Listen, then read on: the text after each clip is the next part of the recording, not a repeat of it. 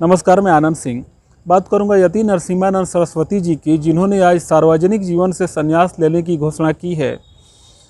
जैसा कि आपको मालूम है कि जितेंद्र नारायण सिंह त्यागी लंबे समय से जेल में थे और उन्हें 2 दिन पहले सुप्रीम कोर्ट से जमानत मिली और वे आज रिहा होने वाले थे।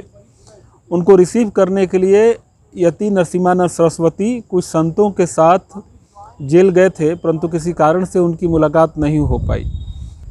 जितेंद्र नारायण सिंह त्यागी पर भड़काऊ भाषण देने का आरोप था और उत्तराखंड सरकार ने उन्हें गिरफ्तार किया था।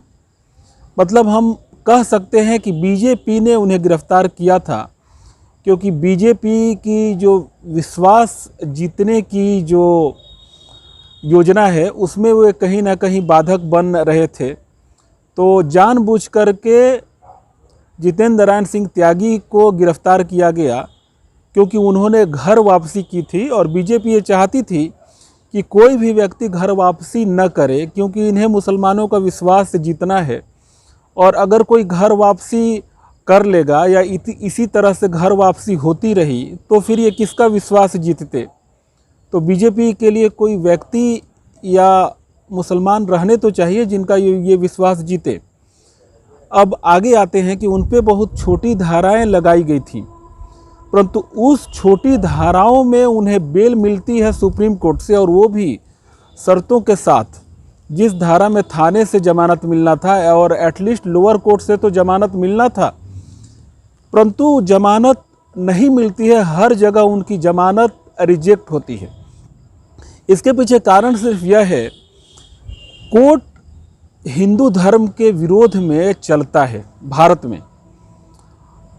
और जब कोर्ट ऐसा देख रही है कि जो कथित हिंदुवादी सरकार है, अगर उसी ने इनको अरेस्ट किया है, तब अब उनकी आवाज़ उठाने वाला कोई नहीं है। सरकार ही दूसरे खेमे के लिए काम कर रही है, तो उसके लिए कोर्ट क्यों बोलेगा। तो यही कारण था कि उनको लंबे समय के बाद सुप्रीम कोर्ट से जमानत मिली, और वो भी विभिन्न शर्तों के साथ। अब मैं आता हूँ कि क्या कारण है कि यति नरसिम्हानंद सरस्वती ने सार्वजनिक जीवन से संन्यास ले लिया। जब से जितेंद्र नारायण सिंह त्यागी जेल में थे, तब से यति नरसिम्हानंद सरस्वती जी ग्लानि भाव से भरे हुए थे। वे सोच रहे थे कि पता नहीं वो कौन सी मनहूस घड़ी थी कि मैंने वसीम रिजवी जी की, जो बाद में जितेंद्र नारायण सिंह त्यागी बने, उनकी घर वापसी कराई, क्योंकि घर वापसी करते के ही साथ उनको जेल में डाल दिया गया। तो कहीं ना कहीं जितेंद्र नारायण सिंह के लिए यति नरसिम्हानंद सरस्वती ग्लानि भाव से भरे हुए थे। और आज जब उनकी मुलाकात नहीं हुई तो यकायक वो बहुत ज़्यादा दुखी हुए, और उसके बाद उन्होंने सार्वजनिक जीवन से संन्यास लेने की घोषणा कर दी। और इसका मतलब हुआ ये कि अब वे कभी भी मंचों से भाषण नहीं देंगे, और जिस तरह से इस्लाम के जिहाद के विरुद्ध प्रखर रहे हैं, अब उस तरह से प्रखर नहीं रहेंगे। ये हिंदू धर्म के लिए बहुत बड़ी क्षति है। हिंदुओं इस चीज़ को समझने की ज़रूरत है। हमें ये समझना है, देखिए अभी तो कथित हिंदुवादी सरकार है, और इसके रहते हुए जिस तरह से हिंदुओं के पक्ष में बोलने वाले को जेल में डाला जा रहा है, मतलब पूरी मंशा यह है कि हिंदुओं के लिए कोई आवाज़ सामने नहीं आए।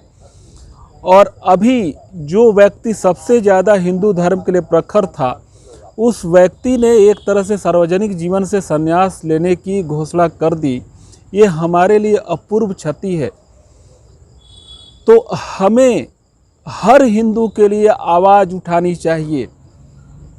ये मामूली घटना नहीं है कि एक वैसा व्यक्ति जो 25 सालों से हिंदू धर्म के लिए बोल रहा था, हर बात के लिए बोल रहा था, आपको आगाह कर रहा था, जगाने जा रहा था, उस आदमी ने मैदान छोड़ दिया। कुछ तो इसके पीछे कारण है, उस आदमी का मनोबल टूट गया। अंत में मैं ये कहना चाहूँगा कि हम हिंदुओं को एकजुट होकर के सतत प्रयास करके अपनी एक लॉबी बनानी है, ताकत बनानी है, और हमें प्रयास करना है कि हिंदुओं की आवाज़ दबे नहीं, हमें अपने अंदर स्ट्रीट पावर भी लाना पड़ेगा। आप सबका आभार।